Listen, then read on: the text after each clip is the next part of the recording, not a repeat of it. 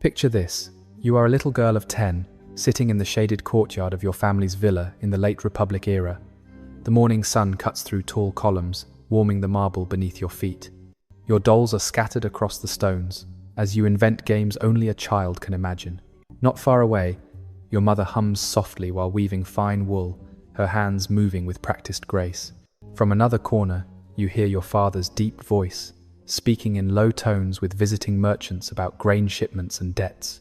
It feels like any other morning, safe, familiar, predictable, until the sound that freezes every heart in the neighborhood rises through the streets. Horns, slow, ceremonial, terrifying. The Pontifex Magnus Rome's highest priest has arrived. You clutch your doll closer, peering from behind your mother's robes as neighbors gather in silence. The man walks at the center of an imposing entourage, flanked by guards in crimson cloaks, their sandals striking the ground in perfect rhythm. He does not smile, he does not greet, he only scans. Searching, his eyes move from child to child, lingering on each face as though measuring their worth against some invisible standard. The air feels heavy. Parents shift nervously, whispering prayers under their breath, hoping his gaze passes over their daughter. And then, it lands on you. Time stops. The priest raises his staff. The gesture is final, unquestionable. His voice cuts through the courtyard, cold and deliberate. This one belongs to the goddess. Your mother collapses instantly, clutching her chest, tears streaming down her face. Your father stiffens, as though struck by a blade. He knows what refusal means, not punishment for one, but destruction for all. You do not yet understand. You only hear words like chosen and honor. It almost sounds beautiful, like a blessing.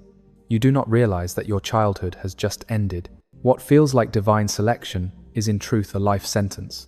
30 years of sacred captivity, 3 decades of service, so rigid and punishment so terrifying that death itself would soon feel like a gift.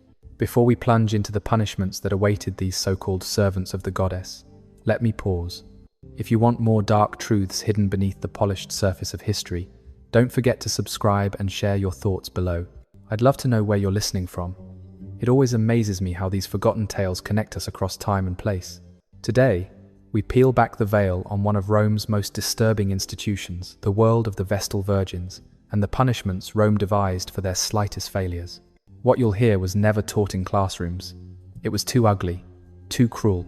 The Romans wrapped it in divine language, calling it sacred justice. In reality, it was psychological and physical warfare against children warfare, hidden beneath ritual and marble. The fear of selection. Becoming a Vestal wasn't an honor. It was a kidnapping written into law. The requirements for selection were chilling. A girl had to be between 6 and 10, the daughter of living Roman citizens, born from a legal marriage, free of defect, flawless in every way Rome defined perfection. But here's the truth you won't find in school books. Families didn't celebrate when the Pontifex Magnus came to town. They hid. Desperate fathers would invent illnesses. Mothers would smear soot or paint across their daughters' faces to make them look unworthy. Some even sent their girls away to distant relatives in the countryside until the danger passed. The so-called choosing wasn't joy, it was terror, because once your name was called, you never went home again. Becoming a Vestal wasn't an honor, it was a kidnapping written into law. The requirements for selection were chilling. A girl had to be between 6 and 10, the daughter of living Roman citizens, born from a legal marriage, free of defect, flawless in every way Rome defined perfection. But here's the truth you won't find in school books. Families didn't celebrate when the Pontifex Magnus came to town. They hid. Desperate fathers would invent illnesses. Mothers would smear soot or paint across their daughters' faces to make them look unworthy. Some even sent their girls away to distant relatives in the countryside until the danger passed. The so-called choosing wasn't joy, it was terror, because once your name was called, you never went home again. On that very day, the girl's identity was stripped. Her birth name was erased, replaced with a title that bound her forever to the goddess Vesta. From that moment, she was no longer her father's daughter, no longer part of her family. She became state property. She could not inherit land, could not own anything in her name. Even the letters she wrote were monitored and censored. And then came her new prison. Writers of the time described the House of the Vestals as the most beautiful building in the Forum. Towering marble columns, fountains glistening in the sun, lush gardens, polished floors. But beauty is a mask. Inside those walls, she was watched at every moment. Senior priestesses tracked her every step. Guards ensured she never slipped away. The Romans called it holy service. But every detail reveals the truth. It was captivity dressed in silk. The girl's education began immediately with 3 sacred rules she would live under for the next 30 years. First, perpetual virginity. No marriage, no intimacy, no exceptions. Second, absolute obedience to the Pontifex Magnus and the senior priestesses. Their word was final, their authority divine. Third, the guardianship of the sacred flame, a fire that symbolized the eternal life of Rome itself. That flame could never die. These weren't guidelines, they were laws reinforced with punishments, so inventive and brutal that modern psychologists now study them as early forms of institutionalized terror. It was drilled into her from the first day. Your body is not yours. Your voice is not yours. Your life is not yours. You exist for the state. The Romans told the girls they were blessed above all others, chosen by the gods. But what they didn't say is that their sacred status would make their punishments even worse. Because they were holy, they could not be executed like ordinary criminals. Instead, Rome created punishments designed to destroy without technically killing pain, wrapped in ritual, cruelty justified by religion. Ancient sources describe new initiates sobbing for weeks, refusing to eat, begging to go home. Senior Vestals would whisper to them that this was their destiny, that resistance was useless. But beneath the ritual words was the real message. You belong to us now, forever. This was no initiation.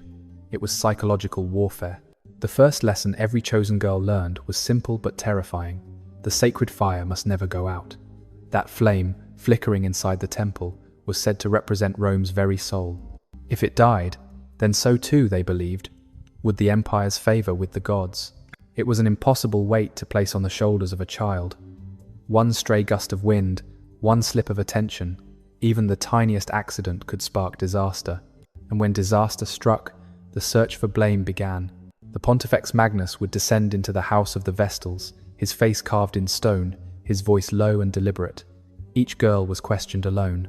No family, no friends, no escape. Days could pass inside a dark chamber beneath the temple, with no food, no water, no sleep, only questions, always questions, until someone broke. When she confessed, or when they decided her guilt was certain, the punishment began. It was called the verberatio. To outsiders, the word sounded ceremonial, even gentle. But behind the closed doors of the temple, it was nothing short of torture. The condemned girl was stripped of her garments, her wrists bound to a wooden frame carved precisely for this ritual. A gag was forced into her mouth, for her voice was considered sacred and could not be heard crying out in pain. The rods used were consecrated, blessed in the goddess's name. But the blessings did not soften their blows. They hardened them. Unlike the whips used on criminals, these rods were designed to bruise and crush without tearing flesh. The Romans believed her blood was holy and must not spill on the ground. So the punishment was crafted to destroy her from the inside out. Blunt force against ribs, stomach, back, muscles tore, organs bled. The skin remained mostly unbroken, but inside her body was shattering. Ancient accounts describe young women who survived only days after such beatings, dying slowly from internal wounds. Official records never admitted this. They would write down phrases like sudden illness or divine judgment. Never the truth. The secrecy was deliberate. The Romans prided themselves on order and discipline. They could not allow their citizens to see that behind the grandeur of marble temples, children were being beaten into silence. And so the punishment took place in darkness. No witnesses, no protests, no memory. But the scars remained. Those who lived carried tremors in their hands, unable to hold objects steady. Some lost their hair in clumps from the stress.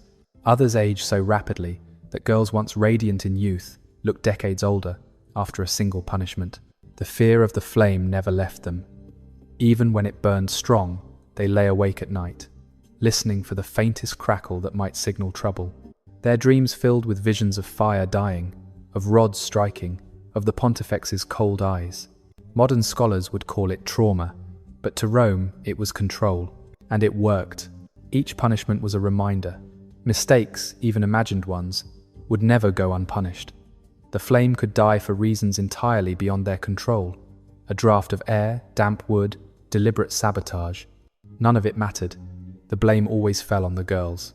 Some accounts even whisper that the authorities extinguished the flame themselves when they wanted to make an example of someone. Political enemies, disobedient voices, a wayward girl showing too much spirit. The gods provided the excuse. The state delivered the pain. When the punishment ended, her suffering did not. Temple physicians were ordered to keep her alive, but not to heal her fully. Wounds were left festering, bones misaligned. Recovery was slow, painful, and deliberate. Every hour of agony was a lesson. You failed. You deserved this.